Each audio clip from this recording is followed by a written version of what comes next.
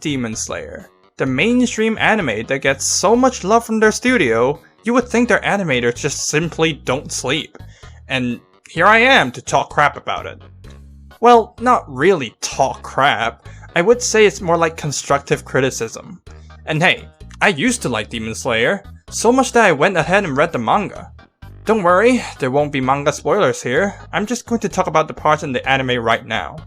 But when I got to the Swordsmith Village arc, things just suddenly felt off. And now that the anime has got to the problematic parts, I feel like I can talk about this in the video. The problem is simple: power scaling. Like I said, everything was sort of fine before this part. I'll even go as to say that the power scaling was pretty on point all the way till the end of the Entertainment District arc. Let me lay it out for you. In Season 1, it was the start of Tanjiro's story. So there, he was facing off against some rank and file demons, and when we got to the climax of the season, he goes up against lower rank 5. Here, even after he unleashed the power of friendship, power of family, he still couldn't beat the lower rank 5 demon. Yet, Tomioka swoops in and just cleans him up like it's nothing. This is phenomenal. Seeing as it is the beginning of our protagonist's story, it's only natural that he can't be that strong. But the final fight also serves to power scale the entire Demon Slayer world for us, on both the demon's side and on the Demon Slayer's side. We were told pretty early on that the 12 moons are the strongest demons under Muzan. One might think then that this story will go the lazy route and have Tanjiro go through the gauntlet, fighting from lower 6 all the way up to upper 1, one by one. But no, here, we see that the 12 moon systems the demons have isn't some cheap boss rush type stuff. If a demon gets into 12 moons, they're no damn joke. Even lower 5, technically the second weakest one of the 12 moons, completely wiped the floor with Tanjiro, albeit getting a little surprised at the end. It makes you think, if lower 5 is this strong, how crazy must the upper moons be? And most of all, how strong does that make Muzan, the leader of these 12 moons, who's so strong that even the strongest 12 demons would fear him? For the Demon Slayers, it shows how strong and skilled the Hashira are. Tanjiro went through all that effort just to lose this demon, but Tomioka just eliminated him in one slice. They made the Hashira really live up to their rank here, but more importantly, it shows just how much further Tanjiro has to go. We see him stand strong in the face of adversity, growing stronger than ever before in this fight. But the show makes sure to remind you that this is still the very beginning of Tanjiro's journey. All that flashy stuff you just saw Tanjiro do? Yeah, that's weak stuff right there. He's nowhere near as strong as he needs to be to achieve his goals. I'll say it again, the power scaling is phenomenal here. Seeing just how much further Tanjiro has to go to eliminate the upper moons and Muzan to save her sister gets you pumped and excited to see how Tanjiro tackles his next obstacles, and obviously, that gets you excited to watch the sequels. And then, in Mugen Train, Tanjiro and the gang showcase their growth. And because this time Tanjiro isn't basically fighting alone like when he was on the mountain, their combined efforts and growth help them eliminate lower rank 1. While one might argue that this growth is still kind of too much, from losing to lower rank 5 to beating lower rank 1, it is more believable when the demon they eliminated relies more on tricks than raw strength, so using his brain to figure out the demon's tricks helps Tanjiro here way more than it did on the mountain during his fight with lower rank 5. But the show is careful not to go along with the hype too much, as it is quite quick to put Tanjiro in his place again by showing the sheer difference in power that the upper moons present. It uses that presumption in your head that Hashira are really powerful to power scale upper moon 3. Demons in the upper ranks are literally so powerful that even Hashira are basically helpless in a direct confrontation. So how would Tanjiro ever hope to eliminate any one of them? We even get a speech from Tanjiro himself, loathing at how weak he is when he's up against a constant stream of obstacles, which was a really nice touch that, again, makes us excited to see how he's going to cross those obstacles of his and eventually be strong enough to achieve his goals. He's still got a long way to go here, and the anime made sure everyone was going to be on board to see his growth. Now, onto the Entertainment District arc, along with the Hashira, Tanjiro and the gang go up against an upper rank for the first time. Once again, they are completely out of their depth here. We can clearly tell Tanjiro, Zenitsu, and Inosuke definitely went under explosive growth, or else they won't last 2 seconds against an upper rank, but it's still not enough. The Hashira in the team is once again carrying here, showing his raw strength and how weak Tanjiro is compared to him, that he needs to protect Tanjiro whilst dealing with the upper rank himself. That power gap is what makes the most exciting and interesting fights. Of course, you have the classic anime protagonist Rage mode, where he unlocks some great power from Rage. While Tanjiro's power level can be uncapped here, they put a limit on his stamina instead, so that they can make him look really flashy and badass while not having his growth blow out of proportion. That results in an exhausted Tanjiro that can't use Hinokami Kagura anymore, so they were able to insert some creativity and have him combine the gentle water breathing and the powerful Hinokami Kagura, which fits perfectly in the lore of how breathing styles were created in this world. By having the protagonist be on the back foot, really interesting action scenes can be created. Because who wants to watch an anime where the protagonist is constantly at an advantage? That's boring. Even if you're watching bottom of the barrel wish fulfillment trash, they at least know to make it seem like the protagonist was going to lose, then reveal afterwards that they got it in the back this whole time. But if you don't have that tension, people are going to fall asleep. Of course, in action anime, especially shonen anime, plot armor is pretty much inevitable. But the quality of your fight scenes hinges on how well you hide the protagonist's plot armor. The Entertainment District arc did a great job on that. Now, let's look at the most recent arc, the Swordsmith Village arc. Well, would you look at that? He is literally going 2v4 against upper rank 4 and constantly gaining the upper hand. You could argue it's technically 2v3 since Genya pretty much takes care of the Sorrow Demon all by himself. What the hell happened though? In case you forgot, the upper moon they fought during the Entertainment District arc was upper 6, the weakest of the upper moons. Let's factor in the fact that Muzan said Gyutaro could have been stronger without Daki holding him back, and give him a very generous estimate that he was actually on par with upper moon 4.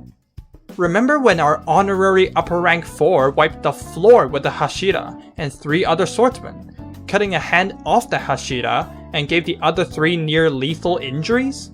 Remember when Daki made a huge gash in Tanjiro's shoulder and destroyed the town before even letting Gyutaro out?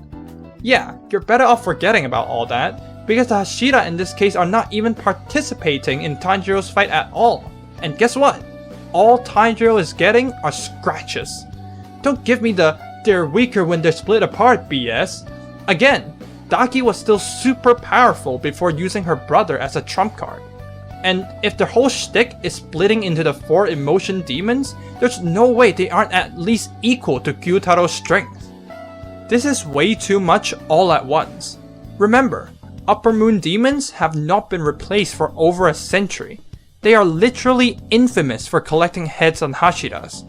But here we have Tanjiro, who went from getting carried through fighting upper moon 6 to basically being the carry in the fight against upper moon 4. Oh yeah, and he's canonically explained to not have fully recovered from his previous fight. It's bad enough that he didn't immediately get pinned down by the sheer power of upper moon 4, but it just keeps getting worse. Tanjiro is so ridiculously strong now that when he's 1v1ing the flying demon, we didn't even see him use any breathing techniques, and did a lame ass "no you" move on the demon. Tanjiro, you're in Demon Slayer, not Fist of the North Star. お前はもう死んでいる。何? After Tanjiro came back into the building and saved Nezuko with the element of surprise, they get knocked out by the demon with the fan. Great, finally bringing back balance into the fight, right? Nope. For some reason, it's like the demons got possessed by your average random queue Apex player, and decided to go into attack one by one.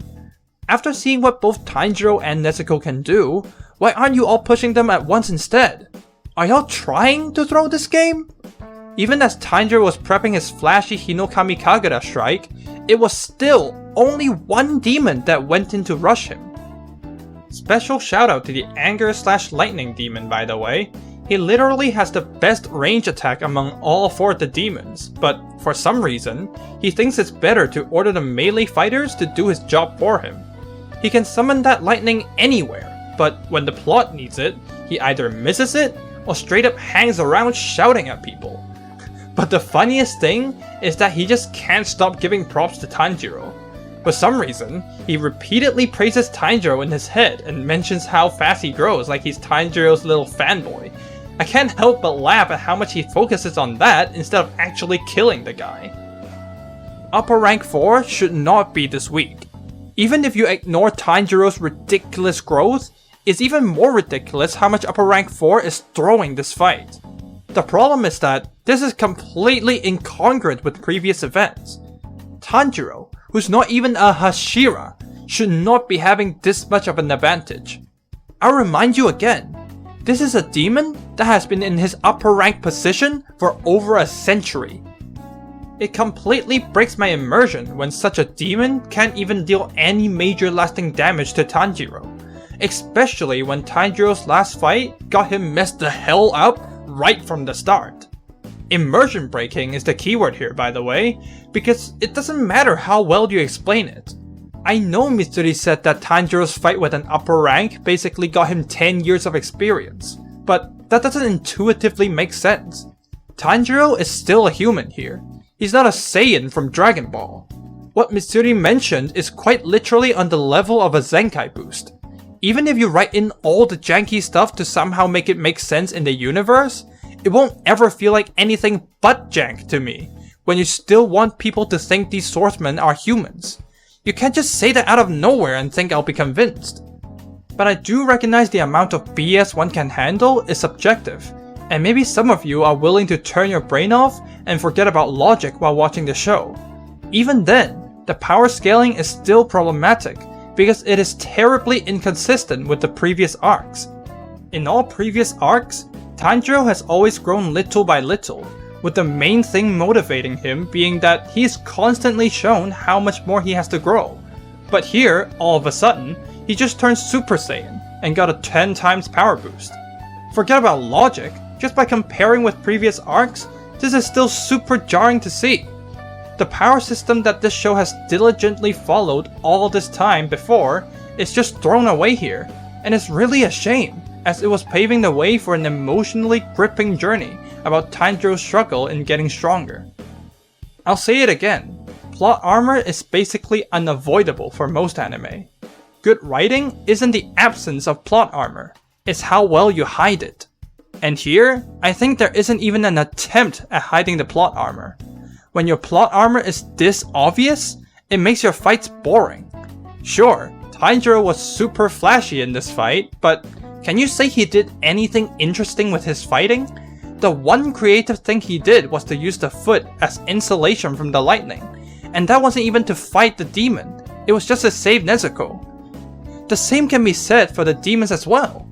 I mean, just from their abilities alone, they're super freaking boring. There's guy with lightning, guy with wings, guy with spear, and guy with fan.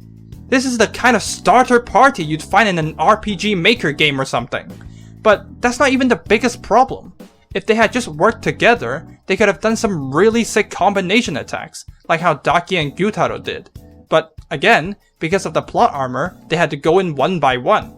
Even if you care only about the action, I still can't imagine this being that engaging for you. But for those of us that do care about the world and characters, obviously plot armor creates another problem in the form of less engaging characters. Be honest with me, who's more engaging? The Tanjiro that keeps getting better little by little but still has a long way to go every time? Or the Tanjiro that could suddenly behead 3 Upper Moon level demons out of nowhere? For me, it was definitely the former. I mean, there's barely any struggle here. I can't sympathize or empathize with someone that just gets an unexplained power boost out of nowhere. This kinda turned into a rant, but I do believe there's a genuine problem here. Granted, the demon does start to turn the tides after episode 7, but I still think Tanjiro should have never had this much of an advantage right from the start with barely any help. Sure, Nezuko made his blade turn red, but he still needed to be strong enough to use that blade efficiently. The red sword doesn't affect how much of a power and speed boost he got. I mean, these guys are upper rank 4, the 4th strongest demon under Muzan. Tanjiro should not be strong enough at this point to force a fusion dance out of them. Again, that's while he's mid-recovery from his last fight. If I were to change it, I can see a world where Tanjiro got strong enough to consistently use Hinokami Kagura, which allows him to fend off upper rank 4. Enough to defend himself from major injuries, but not enough to gain an active advantage. With even less help than what he got in his last fight with an upper rank, that itself is already a substantial power boost. But it would make more sense because the demon he's fighting is also canonically a lot stronger. Then, when the Hashira comes in to pressure the demon even further, that's when the demon fuses and goes into serious mode. That just makes a lot more sense to me than Tanjiro suddenly going Super Saiyan. And while I didn't mention them here because the anime hasn't quite gotten to that point yet, the power scaling for the Hashira in this arc are also way too out of proportion. To avoid spoilers, I'll just remind you all once again of this fact. The upper ranks have canonically maintained their position for over 100 years. If you want me to make a follow-up video on the Hashira once the anime catches up to that point, do let me know. That's really all I wanted to say in this video. I'm sure there will be people who disagree, and that's completely fine. If you're enjoying it, who am I to take that away from you? In fact, let me know why you disagree.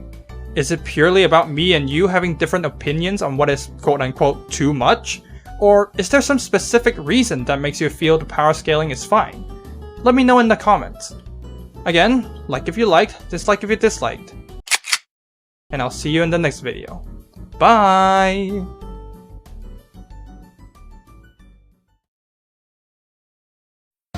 You're going to love this. Trust me, what you're seeing now is my normal state. This is a Super Saiyan. And this is what is known as a Super Saiyan that has ascended past a Super Saiyan. Or, you could just call this a Super Saiyan 2. And this is to go even further beyond!